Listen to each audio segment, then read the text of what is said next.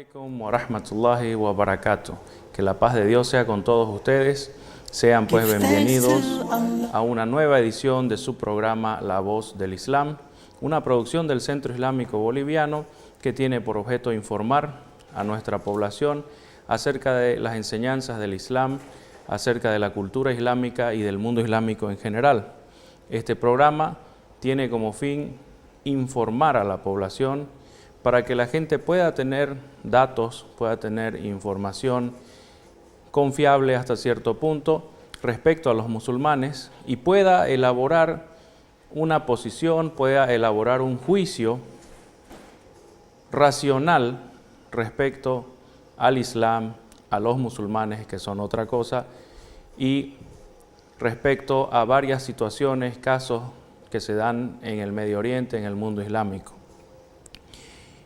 El Islam es un modo de vida, es una doctrina, es una ideología, es una escuela económica también, que se basa en el sometimiento de la voluntad de los seres humanos a la voluntad de Dios, el creador de los cielos y la tierra. La persona que tiene el Islam como doctrina, como fe, es denominada musulmán, palabra que viene del árabe muslim, que significa persona entregada o sometida a la voluntad de Dios. Los musulmanes son gran parte de la población mundial, entre un cuarto y un quinto de la población mundial. Están en varios países, pero los países donde se concentran más los musulmanes y desde más tiempo se los suele llamar el mundo islámico. El mundo islámico no es una unidad política, sino un grupo de alrededor de 60 países donde los musulmanes son mayoría de la población y donde la idiosincrasia vigente en estos países suele contener mucho de la cultura islámica y bastante también de la ley islámica. Sin embargo, el mundo islámico no es homogéneo, es decir, no es un solo bloque. Hay diferentes países. Tenemos, por ejemplo, en el norte de África, tenemos Marruecos, Argelia, Túnez, Egipto, cada uno con diferentes prácticas, diferentes niveles de aplicación y práctica de la ley islámica y del Islam como modo de vida. En lo que se llama propiamente el Medio Oriente, tenemos en la península árabe, Arabia Saudí, Omán, Qatar, Emiratos, por ejemplo, no son todos. Tenemos Palestina, Siria, Israel también es un país que está dentro del mundo islámico, aunque tenga grandes cantidades de personas que no son musulmanes. Tenemos Jordania, tenemos Siria, el Líbano. En fin, más allá del Medio Oriente tenemos también dentro del mundo islámico, aunque haya mucha gente que no pertenece al Islam, el caso de Irán, tenemos el caso de Pakistán, tenemos el caso de Afganistán. Más al norte, en lo que se llama el centro de Asia, tenemos el caso de Uzbekistán, Tayikistán, Kazajistán. Ya que estoy repitiendo tanto Stan, la palabra Stan es una palabra persa que significa tierra o país. En Europa también hay países islámicos recientemente asolados por una guerra terrible. Tenemos el caso de Bosnia, tenemos el caso de Albania y un país que no es reconocido por muchos, que es reciente, es el caso de la República de Kosovo, dentro de lo que antes era Serbia. En otros países tenemos grandes cantidades de musulmanes. En fin, esto en conjunto formaría lo que se suele denominar por brevedad el mundo islámico. Entonces tenemos el Islam, que es un modo de vida, un modo de pensar, una actitud hacia Dios, una actitud hacia la vida. Y tenemos los musulmanes, que son personas que en un nivel u otro de aplicación y práctica siguen los preceptos del Islam y lo toman como doctrina. Bien, tenemos bastantes preguntas que han ido quedando de los anteriores programas, ¿sí? Empezamos con, nos llegó a través del SMS y me dice, ¿qué opina el Islam de los gay? La palabra gay es una palabra inglesa que significa alegre. Aquí es importante siempre, cuando tratamos de responder a las preguntas de la gente, es importante siempre conceptualizar y tratar de definir. Esta palabra gay se utiliza para varias clases de personas, empezando desde un grado menor, digamos, de características especiales. Tenemos los que se suele llamar vulgarmente amanerados, personas que tienen ciertas características que la sociedad autodefinió o se autoproclamó como definidora de femeninas, ciertos movimientos, ciertos ademanes. Después tenemos personas a las que se las llama también afeminados, es decir, hombres que tienen ciertas características tal vez ya más notorias de mujer, y también existen mujeres que tienen ciertos comportamientos, gestos, ademanes, que la sociedad, cualquier sociedad, atribuyéndose el derecho de definir, digamos, qué es masculino y qué es femenino, las denomina como masculinas en el caso de que sean mujeres.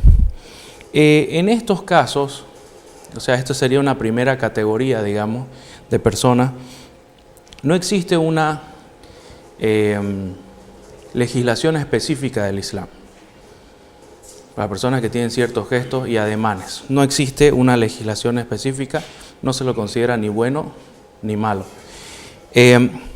Pasaríamos a otro grupo de personas que intentan imitar ya intencionalmente, sistemáticamente, los atributos que ellos consideran que son de otro sexo. En este caso, tampoco existe una legislación tajante o específica del Islam. Por ejemplo, de un hombre que trate de vestirse como mujer o imitar a las mujeres en su comportamiento o en su vestimenta, o al contrario, una mujer que trate de vestirse como hombre e imitar el comportamiento de los hombres. Aquí es un terreno muy subjetivo, muy difícil de clasificar y definir, porque se refiere mucho a las intenciones que las personas guardan adentro, ¿no es cierto? Además, ¿qué es lo masculino? ¿Qué es lo femenino? En esta sociedad donde nosotros vivimos se han perdido mucho las barreras, ¿no es cierto? Y así también sucede en las sociedades, por ejemplo, en el mundo islámico. La sociedad es como un ser vivo que constantemente avanza. Pero bueno, en este segundo grupo de personas que ya intencionalmente y sistemáticamente intentan imitar a lo que la sociedad ve como el otro sexo, tenemos dos referencias que tal vez sirvan para aclarar un poco la posición. Tenemos primero el caso de la vestimenta, ¿no? El Islam prohíbe que la persona de un sexo intencional o sistemáticamente utilice la vestimenta de otro sexo. Pero como les digo, esto es muy subjetivo, porque en algunos países, en algunas zonas, incluso entre algunas clases sociales, lo que se considera vestimenta de hombre es vestimenta de ambos sexos. Y en otras clases sociales, en otras regiones, en otros países, lo que se considera vestimenta a ambos sexos es de un solo sexo. Hay países donde los hombres usan falda, hay países donde los hombres utilizan vestidos así que se denominan túnicas, por ejemplo, en español, y otros países donde no se hace eso. Hay países donde las mujeres usan pantalones, hay países donde no. Entonces es un terreno muy subjetivo, pero en general está una prohibición que no es muy fuerte de imitar lo que se considera socialmente la vestimenta de otro sexo, sin definir exactamente qué significa eso, ¿no es cierto? El segundo referente que tenemos es el caso de hombres, por ejemplo, hombres que entablan amistad con mujeres ajenas a su familia sobre la base de que ellos tienen una personalidad femenina y que esa es su dominante. Entonces estos hombres, digamos, entablan amistad e intiman con las mujeres. ¿Qué significa aquí intimar? Que van a sus dormitorios, conversan con ellas, se desnudan, se cambian de ropa, como si estos hombres fuesen mujeres, porque ellos asumen que tienen una mujer adentro, es decir, que su comportamiento se basa en lo que ellos piensan y no en lo que dice su físico, ¿no es cierto? En este caso, el profeta Muhammad vio una persona de este tipo que intimaba, entraba, salía de las habitaciones de las mujeres. Entonces, él como dueño de casa, como jefe de familia, les dijo a sus esposas: yo no quiero ver a esta persona que entre a sus habitaciones de ustedes, porque aunque simule ser mujer, no lo es. Y en el momento menos pensado va a reaccionar como hombre. Y eso sería un grave problema, ¿no es cierto?, para la familia que habita en ese hogar. Aquí vemos entonces de que él no aprueba ese comportamiento, pero tampoco lo prohíbe tajantemente, sino que prohíbe que las mujeres lo asuman, ¿sí?, a este individuo como si fuese mujer, porque físicamente es un hombre. Hasta aquí hemos visto los que, ya sea inintencionalmente o intencionalmente, imitan lo que la sociedad considera comportamiento de otro sexo. Pero vamos continuando. Generalmente esta palabra gay se utiliza con una connotación de relación sexual, una connotación un poco morbosa. Entonces, vamos entrando a este otro campo. Más allá del comportamiento en lo externo, existen personas que, sin negar su sexualidad, sin negar su género, un hombre sin negar ser hombre y una mujer sin negar ser mujer, tienen placer especial en mantener relaciones sexuales con su propio género. No es necesario que estas personas en su comportamiento manifiesten un comportamiento del otro sexo. Es decir, no es necesario que un hombre, por ejemplo, niegue su condición de hombre para tener este placer especial en las relaciones con otros hombres. En este caso se trata de una cuestión de tendencia sexual, es decir, un mayor disfrute al tener relaciones sexuales con gente de su mismo sexo, de su mismo género. Es lo que normalmente se llama homosexualidad masculina o homosexualidad femenina. Aquí sí, el Islam claramente prohíbe esto. Es decir, el Islam prohíbe que se mantengan relaciones sexuales con gente del mismo sexo, ya sean hombres o mujeres. Y después tenemos un grado más extremo, que es el de personas que tratan de transformarse, ¿no es cierto?, en individuos de otro sexo. Lo hacen vistiéndose, lo hacen depilándose, pintándose, etcétera, etcétera, transformistas. También se lo suele llamar, si no me equivoco, van a disculpar si cometo algún error en esa clasificación, se lo suele llamar también travestis o transvestidos. Pero este ya es un nivel, digamos, donde existe un deseo, una obsesión por cambiar totalmente de género. En este caso, ¿sí?, volveríamos a la clasificación anterior, que aunque la persona intente cambiar de género, sus células, su ADN, su cuerpo, dice a gritos cuál es su sexo. Entonces el Islam se va a lo que habla el cuerpo, ¿no es cierto?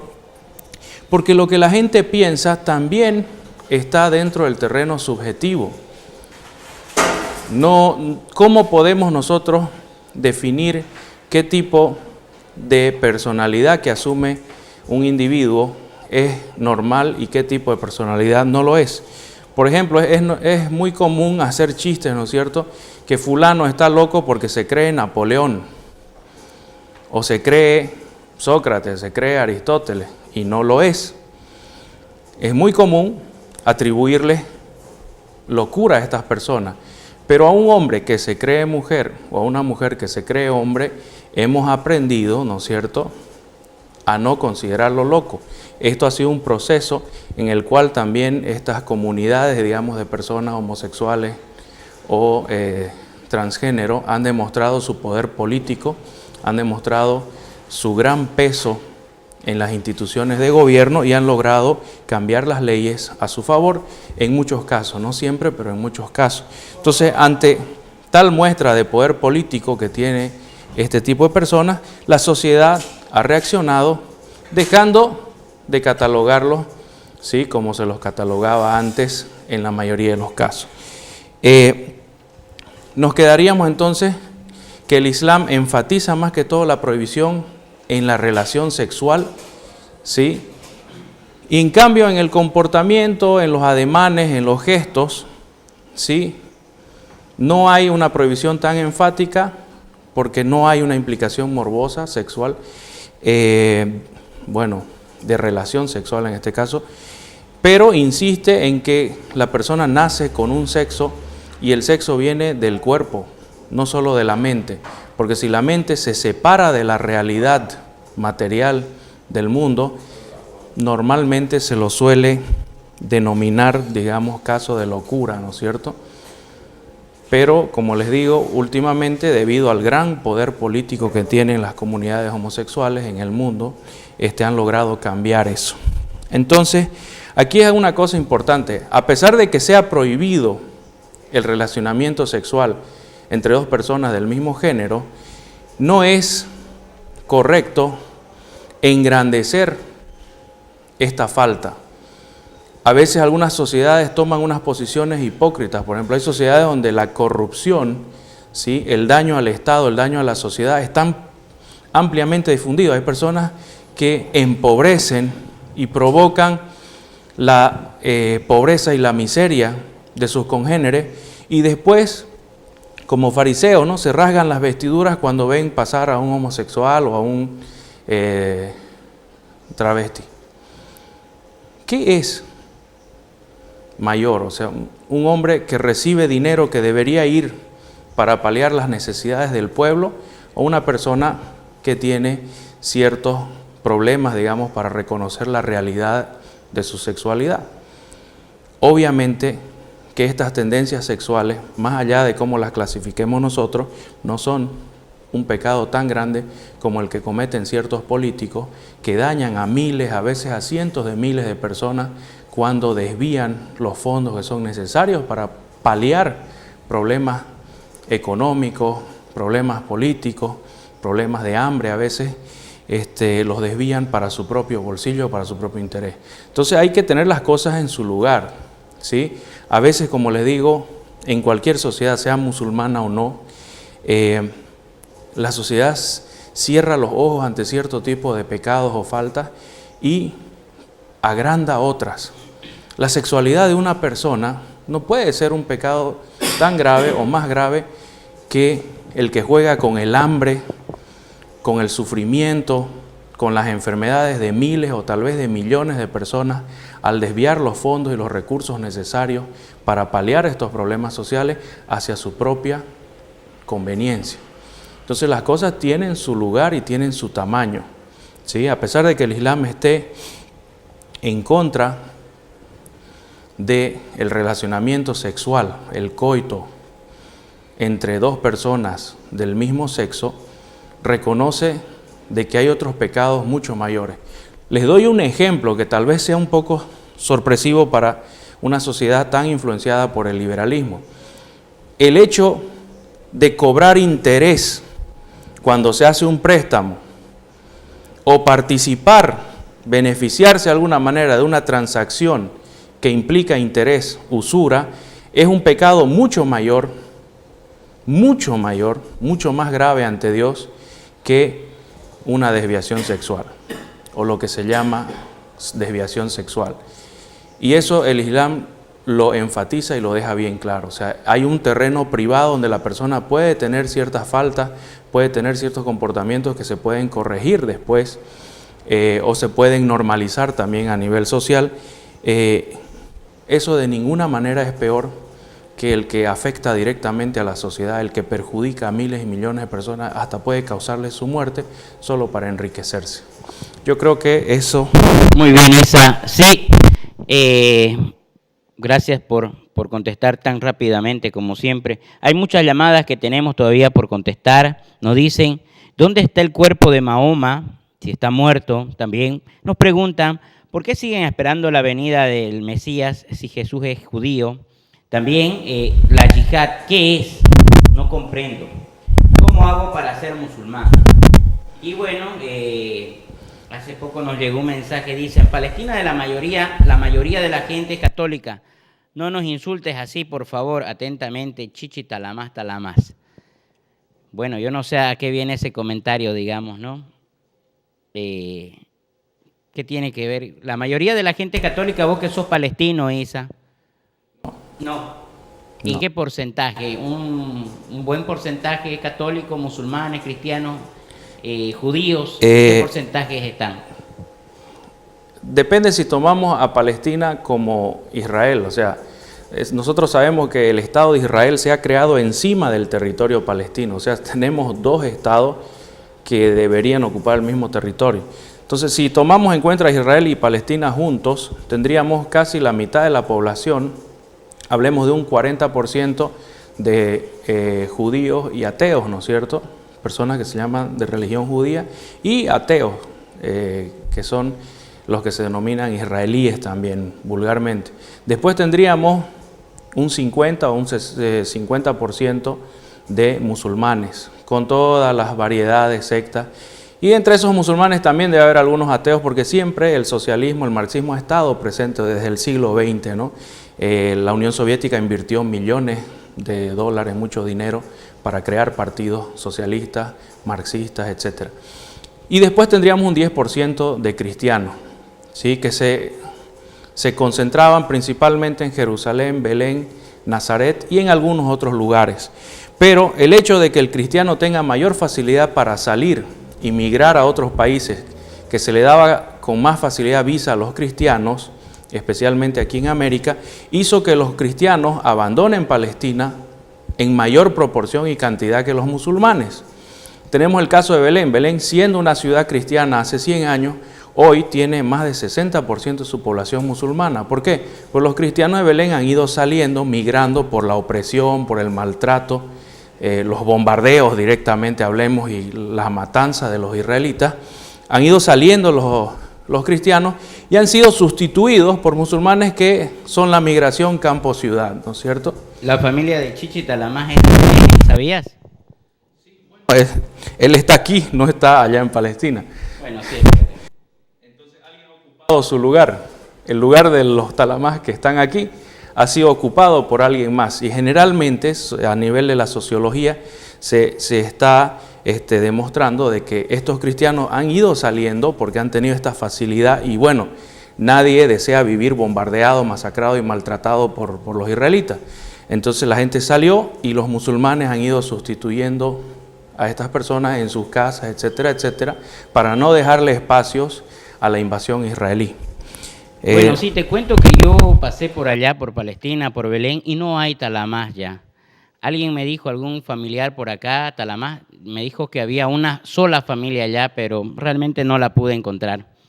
Seguramente ocuparon otras familias. Un poco para justificarlo al camarada Talamás Chichi, cuando se organiza un tour de aquí, digamos, en Santa Cruz, y se lleva a la gente allá a Palestina o Israel, como quieran llamarlo, los tours son dirigidos, tienen un programa, ojalá fueran todos así, ¿no? Pero lo correcto es que tengan un programa y tengan una dirección, ¿no es cierto? Por eso se llaman guía las personas que les indican las cosas allá. Entonces, generalmente, los turistas son cristianos, son católicos, que están yendo a conocer la Tierra Santa. Entonces los guías y las agencias de viaje les muestran pues los lugares donde hay cristianos, donde hay católicos, les muestran los lugares que los cristianos consideran santos y donde se acumulan más cristianos. Entonces la persona puede salir erradamente, ¿sí? Esto un poco para apoyarlo a don Chichi, la gente puede salir con una impresión parcial, errada, de que el país es de cristianos, porque él solo ha visitado los 3, 4 lugares donde están concentrados los cristianos. Pero si hablamos de la totalidad del territorio, ¿sí? Los cristianos entre Palestina e Israel juntos, como población, los cristianos están alrededor del 10%, tal vez menos. Bueno, bien, sigamos. Gracias a Chichi por su por su inquietud. ¿Dónde está el cuerpo de Mahoma? Mahoma es... Bueno, hay hartas preguntas, te cuento, así que vamos rápido, ¿ok? Sí, Mahoma es Muhammad, ¿no es cierto? El último mensajero de Dios enviado a la humanidad que vino después de Jesús. El cuerpo de Muhammad fue enterrado por sus discípulos en su casa, en el centro de la ciudad que actualmente es Medina, en Arabia Saudí. Esta casa de Muhammad después se convirtió en parte de su mezquita, porque la casa estaba al lado de la mezquita y la mezquita debió crecer. Y creció alrededor de la casa hasta que finalmente todo el lote de su casa quedó dentro de la mezquita. Y él está enterrado ahí en lo que era la habitación de su esposa Aisha, que es el lugar donde él falleció. Porque él mismo dijo, los profetas deben ser enterrados en el lugar donde mueren. Por eso se lo enterró, por ejemplo, a Moisés fuera de Palestina, fuera de la tierra prometida, siendo que él luchó toda su vida por entrar ahí, lo dejaron afuerita, porque los profetas y los mensajeros deben ser enterrados en el lugar donde fallecen. Entonces el profeta Muhammad, la paz sea con él, fue enterrado ahí en lo que era su casa y lo que ahora es parte de la gran mezquita del profeta en Medina. Ahí está abajo, ¿qué podríamos hablar más sobre ese lugar? Dicen que está el sepulcro está blindado, se le hizo una especie de sarcófago de plomo, porque en el siglo XVI una invasión portuguesa trató de robarse el cuerpo de Muhammad, cavando desde afuera y por debajo. ¿Qué más podríamos comentar? Podemos decir que está enterrado al lado de su mejor amigo, el califa Abu Bakr, y al lado de su también mejor amigo, el califa Omar ibn al-Khattab. Es decir, que él está ahí enterrado entre la gente que él más apreció en vida y está esperando, así como nosotros, el día del juicio final, esperando como cualquier otro ser humano. Muy bien, Isa. ¿Por qué siguen esperando la venida del Mesías si Jesús es judío? Ser judío, ser católico, ser musulmán, no es algo que se pueda decir blanco o negro. Hay personas que nacen en una familia católica, pero a través de su vida tienen una serie de dudas y acaban entrando en otras religiones. El término ser judío, ser musulmán, ser cristiano, son definiciones sociales que muchas veces están distorsionadas y muchas veces vienen con prejuicios de la misma sociedad. Por ejemplo, el cristiano que no cree en la Trinidad, lo vamos a contar como cristiano o no. El que sigue a Jesús pero no cree que Jesús sea divino, ¿lo vamos a contar o no? El chiita se cuenta como musulmán o no. Está empatada la cuestión. La mitad de los musulmanes lo reconocen como unos musulmanes desviados y la otra mitad dice estos chiitas no tienen nada que ver con el Islam. Entonces, como le digo, es bastante ambiguo y es bien confuso estar definiendo en base a religiones que son instituciones, a veces son instituciones humanas, ¿quién es qué? Jesús era judío, si él lo dijo así, a mucha honra, ¿sí? No tiene nada de malo en ser judío, no tiene nada de malo en seguir el mensaje de Moisés, seguir el mensaje de David, de Salomón, y eso no tiene nada de malo en el caso de Jesús tampoco. Yo creo que él estaba muy orgulloso de venir después de tan grandes hombres como David, Salomón, Moisés, Jeremías o Isaías. Y eso de ninguna manera le quita méritos a Jesús ante los musulmanes. Los musulmanes somos seguidores de los profetas judíos y consideramos que el judaísmo es el mismo Islam, solo varía la época. Los seguidores de Jesús son tan judíos como los seguidores de Moisés.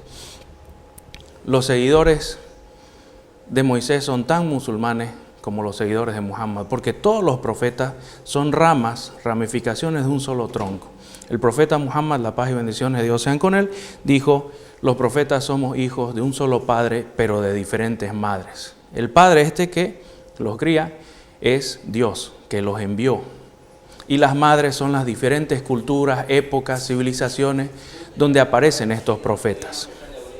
Entonces, no tiene nada malo que Jesús sea judío, igual lo vamos a esperar porque Dios le instruyó al profeta Muhammad que nos diga que va a venir Jesús, va a retornar a la tierra y va a gobernar sobre los creyentes. Y a Jesús no le va a importar un bledo si usted es judío, cristiano o musulmán o chiita, viene con una misión específica y los creyentes en Dios esperan su llegada. Simple, nosotros tenemos un mandato de esperar la llegada de Jesús y si Dios permite que estemos presentes, debemos asistir a Jesús con todas nuestras fuerzas y si es necesario combatir a su lado, en su favor, contra los que luchen contra Jesús. Muy bien, Isa. Vamos con la siguiente pregunta. Nos preguntan, ¿qué es la yihad? ¿Sí? Una pregunta bastante interesante porque mucho se asocia con la guerra santa, que me parece que es un término equivocado, y se asocia con la violencia de las guerras, ¿sí? Pero ¿qué viene a ser la yihad? Significa esfuerzo, no significa ni guerra ni significa santo. Incluso el profeta Muhammad utilizó esta misma palabra yihad en forma verbal para el esfuerzo que hace el hombre cuando está en la relación sexual con la mujer. Se esfuerza durante el coito. Es la misma palabra que usó, hace yihad. Entonces, ¿qué es este yihad? El yihad en la Sharia islámica se lo define como el esfuerzo que hace la persona para complacer a Dios. Muchas veces las palabras ganan significado y otras veces lo pierden. Por ejemplo, aquí en Santa Cruz decimos colino y nos referimos a todos los tipos de dentífrico que hay o pasta dental y eso no es correcto, ¿no es cierto? O sea, utilizamos una palabra que se refiere a una sola marca, pero la aplicamos a todos. Decimos ACE, por lo menos la gente de mi edad o mayor, decimos ACE, y no se refiere solo al ACE, sino se refiere a todas las clases de detergente en polvo, por lo menos que conocemos. En este caso, la palabra yihad, ¿sí?, ha perdido significado porque la gente, musulmanes o no, la utiliza con un sentido y va perdiendo uso los demás sentidos. El sentido en el que más se utiliza la palabra yihad es en el esfuerzo máximo que puede hacer una persona, que es arriesgar su propia vida. Si ustedes se fijan, miren hacia adentro de ustedes, lo único que realmente poseemos los seres humanos es nuestra voluntad. Es decir, la ropa que nosotros tenemos la obtuvimos porque Dios así lo permitió. Los bienes que tenemos los obtuvimos porque Dios así lo permitió. Hay personas que hasta de suerte, ¿no?, tiran 2 dados y se ganan una casa o se gana un auto. Dios va haciendo que las cosas lleguen a nosotros. Sin embargo, la voluntad es nuestra. Esa voluntad de querer ayudar a alguien, esa voluntad de trabajar duro en vez de robar o hacer dinero ilícito con la política o el narcotráfico, etcétera, etcétera. Esa voluntad es nuestra. Entonces, el máximo yihad o el máximo esfuerzo desde el punto de vista social popular de los musulmanes es cuando la persona se prepara a morir por Dios, para complacer a Dios. ¿Cuándo es ese caso? Cuando hay combate, cuando hay uso de violencia contra los musulmanes, ¿sí?, o se les prohíbe a los musulmanes la práctica de su religión. Entonces, eso es el yihad, ese esfuerzo que hace la persona. Se lo utiliza de un modo general y también se lo utiliza de un modo restringido. De modo general es todo esfuerzo. De modo restringido es arriesgar la vida en combate por la causa de Dios, por defender a las personas que Dios nos dijo que defendamos, por defender nuestra patria, por defender nuestra familia, nuestros bienes, etcétera, etcétera. El profeta Muhammad, regresando de una batalla, se paró ante las puertas de la ciudad de Medina y les dijo a sus discípulos: dejamos atrás el pequeño yihad, ahora viene el gran yihad. Los discípulos se sorprendieron un poco porque el pequeño yihad los había dejado bastante machacados, ¿no es cierto? Combate, estaban todos heridos, lastimados. Entonces le dijeron: ¿cómo? ¿Qué significa esto? Y él les dijo: el pequeño yihad es el combate que dura 5, 10, 20 minutos, 100 minutos, un día, una semana, etc. Pero el gran yihad es levantarse todos los días y vivir en paz, en la sociedad pacífica. Tener en nuestra propia mano, bajo nuestra propia voluntad, la elección de ser honesto o ser corrupto, de ser justo o ser injusto, de tratar bien a la gente o maltratarlo, etcétera, etcétera. Ese es el gran yihad, ese es el gran esfuerzo cuando el hombre lucha contra sí mismo, contra sus propios vicios, contra las amenazas que tratan de eliminar su voluntad. Bueno, la idea es no extendernos mucho por las cuestiones de tiempo, entonces se habrán dado cuenta que la palabra yihad no significa guerra santa, pues la palabra guerra santa es mucho más restringida. Se refiere a un tipo de combate que los cristianos desde la antigüedad y la Edad Media especialmente consideraban santo, es decir, cuando atacaban a otras poblaciones, mataban gente y pensaban que Dios bendecía sus acciones. El primer hombre en hacer una guerra santa fue el primer emperador cristiano del Imperio Romano, cuando se hizo el primer concilio de la Iglesia Católica y oficialmente se decretó la Trinidad como el credo del Estado romano. En ese momento todos los cristianos que no creían en la Trinidad fueron sistemáticamente perseguidos, combatidos y eliminados. Esa primera inquisición que se realizó después del 325 de la era cristiana fue considerada como una guerra santa. El líder de esta guerra santa sería Constantino el Grande, llamado el Grande por la Iglesia, y esa sería la primera guerra santa. También a las cruzadas se las llamó guerra santa, y en general en el mundo occidental ahora cada vez que un musulmán habla de yihad o de defenderse o de combatir, se traduce, aquí viene el tema idiomático que es muy importante, se traduce la palabra árabe yihad con la palabra española guerra y se le agrega santa. Pero en el Islam la guerra no es santa. El Sagrado Corán nos dice, por ejemplo, y de los cielos, en forma de meteoritos, baja el metal con el que ustedes arman, se arman, es decir, fabrican armas y se hacen la guerra como un gran mal entre ustedes. ¿Qué significa esto? Que en las sociedades antiguas el hierro se obtenía de manera más pura de los meteoritos generalmente, ¿sí? Y con eso se hacía armas y se utilizaba estas armas para matar gente. Entonces el Corán nos está diciendo de que la guerra en general es un mal, que no hay una guerra santa. Pero en algunos casos nos dice que si la gente creyente no se prepara, no se defiende, ¿quiénes van a gobernar el mundo? La gente mala. O sea, si los honestos no se defienden, ¿quiénes van a gobernar? ¿Quiénes van a mandar? Los deshonestos. Es una cuestión de matemática y lógica, ¿no es cierto? Entonces, por ahí va el sentido. Extrañamente, algunos sectores, digamos, políticos, antiislámicos, hostiles al Islam, traducen a propósito la palabra yihad como guerra santa. Pero el término guerra santa tiene su propia vida, su propia historia, y que viene desde mucho antes del Islam, y nace con el cristianismo trinitario, con el concilio de Nicea y con el comportamiento de estos imperios como el romano germánico, el imperio español, que declaran guerra santa contra sus enemigos y justifican así matarlos, quitarles sus tierras y esclavizarlos. Esto sucede todo el tiempo, desde el 325 hasta el siglo XX, más o menos. Y también sucedió en Irlanda y sucede en varios lugares del mundo hasta nuestros días.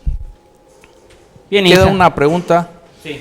¿Cómo hago para ser musulmán? Ya la respondimos antes, pero nunca está de más. Bien, hay muchas preguntas, Isa, y te cuento que hay otras que están relacionadas con eso. Llaman por teléfono ahora y nos dicen qué opina sobre Al Qaeda. También nos dicen cómo hago para ser musulmán. En el Islam se practica y se apoya ritos, festividades judías y cristianas, como por ejemplo la circuncisión, la dieta, la Pascua, el Pentecostés, Eucaristía, bautizo, etcétera. Quisiera saber si, por favor, si en el Islam Dios es, punto, un solo Dios para este planeta y la posición del Islam sobre los extraterrestres. Gracias. Del 708-53-164. Jaldín es árabe, nos pregunta. Jaldín es un apellido árabe, nos pregunta Gabriel Jaldín. Para el Islam Jesús es Dios. Y bueno, nos dicen, soy brasilero y me interesa mucho la fe musulmana. Soy de familia cristiana y también me interesa el tema de la conversión. ¿Dónde podría informarme? Saludos a todos. Y bien, sobre eso tenemos muchas interrogantes, Isa. ¿Por dónde empezamos? Empecemos por el principio. Exactamente. Tenemos muchas de los anteriores programas, así que vamos a ir respondiendo a esas, pero esta que ya viene de un programa anterior, ¿cómo hago para ser musulmán? Cuando usted dice, yo quiero ser musulmán, cuando usted conoce el Islam, conoce los fundamentos, los principios, porque el Islam es un grupo de ideas, de enseñanzas, de principios, estructurado y ordenado, con fundamentos, con ramificaciones, ¿sí?, con relaciones planteadas entre los individuos, la sociedad y Dios. Cuando usted conoce por lo menos los fundamentos de esta estructura mental que es el Islam, de esta ideología, esta doctrina, si usted la conoce y está de acuerdo con esto, usted ya tiene la fe en su corazón. No necesita que nadie lo bautice, que nadie lo registre. No necesita. Pero el Islam es, como dijimos antes, un verbo, es decir, el Islam es la actitud posterior a la fe. Porque fe, hasta Satanás tiene fe, él sabe que Dios es el creador, él sabe qué es Adán, quiénes son los ángeles. Satanás es así, lo sabe todo esto y está seguro de la veracidad. Pero el Islam es el comportamiento, la actitud posterior a la fe para vivir según la fe que tenemos. Entonces, la persona que decide vivir de acuerdo a lo que conoce del Islam, los fundamentos, está de acuerdo con ellos y decide vivir según ellos, ese es el que ya está entrando en el Islam como forma de vida. El Islam es una forma de vida, no es una serie de ideas que se quedan en la cabeza y no se practican. Como le digo, Satanás tiene la ideología bien clara, él sabe las cosas y sabe que son ciertas, sabe que Dios lo creó, sabe que Dios creó a Adán, que creó los cielos y la tierra, que Dios es el ser supremo, etcétera, etcétera. Lo sabe todo eso, pero no se somete a la voluntad de Dios. Entonces, cuando la persona, después de tener la fe en su corazón, después de saber ciertas cosas como ciertas, decide vivir según esta fe, ahí entonces estamos hablando de un musulmán, o como dicen en árabe, muslim. Ahora, si usted está en esta situación, ¿sí?, ya es un musulmán, le aconsejamos solamente, le decimos que le conviene buscar a otros que piensen como usted y otros que quieran vivir como usted desea, porque siempre los seres humanos lo hacemos mejor cuando estamos en grupo, es decir, todas las cosas que ha hecho la humanidad han sido trabajos de grupo, trabajos de la sociedad, trabajos de estados a veces completos. Entonces, cuando la persona está sola, es débil, está susceptible a muchas amenazas. Entonces le recomendamos que busque a otros musulmanes. En Santa Cruz de la Sierra, los musulmanes se reúnen en el Centro Islámico Boliviano frente a Infocal. Ahí está la mezquita y sobre todo ahí hay varios medios de aprendizaje para que usted pueda conocer más sobre el Islam, porque con el conocimiento viene el convencimiento. No puede una persona ser convencida de algo si no tiene conocimiento. ¿Qué pasa cuando alguien cree estar convencido de algo que no conoce? Es un fanático y es un peligro. Los fanáticos son peligro.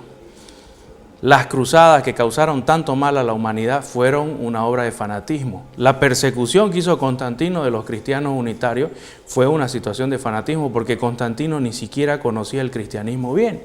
Entonces, lo mismo sucede entre los musulmanes. Si hay alguien que dice o cree conocer el Islam y no sabe ni sus fundamentos más básicos, si se empieza a chocar con los demás y a estrellar, insultarlos o combatirlos, es un fanático porque no tiene convencimiento real. Él cree, ¿sí?, que conoce algo y realmente no lo conoce.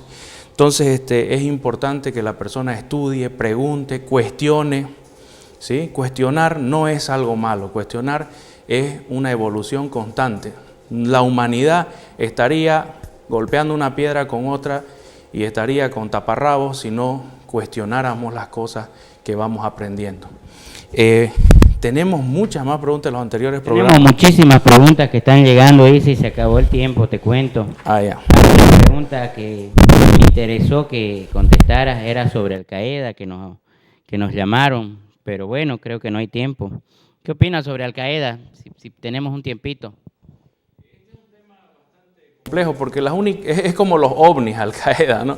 Las únicas pruebas de la existencia de Al Qaeda las tienen ciertos servicios de inteligencia de ciertos gobiernos. Entonces ellos, que para ellos existe y está comprobado científicamente, porque ese es su trabajo de estos servicios de inteligencia, ellos son los que deben tomar las medidas necesarias. Yo, habiendo estudiado en el mundo islámico, habiendo estado en círculos de lo que se llama integristas o fundamentalistas, no entendí yo la existencia de Al-Qaeda así como nos las presenta Estados Unidos. Aquí hay mucho de mito, aquí hay mucho de exageración. ¿Cómo será el cocoy real y cómo será el cocoy que la madre utiliza para asustar al hijo, ¿no es cierto? ¿Cuál es el origen del mito del cocoy o del duende? Aquí hay mucho de esto, o sea, hay demasiada comunicación masiva, demasiada distorsión, demasiados intereses económicos, petróleo, demasiados intereses políticos, ¿no es cierto?, control del mundo islámico, demasiados intereses religiosos también, debilitar al Islam para poder predicar entre los musulmanes el cristianismo con mayor éxito, digamos. Entonces hay muchos intereses de por medio, hay mucha distorsión. ¿Qué será Al-Qaeda? Los señores que juran y comen moco de que Al-Qaeda existe, ellos nos tienen que contar. Yo lo que veo es que hay varias Al-Qaedas, cada uno tiene una Al-Qaeda diferente en su cabeza. ¿Y la real cuál será? ¿Cuál será la real? ¿Existió Bin Laden como lo presenta Bush? ¿Existió otro Bin Laden? ¿Está vivo? ¿Está muerto?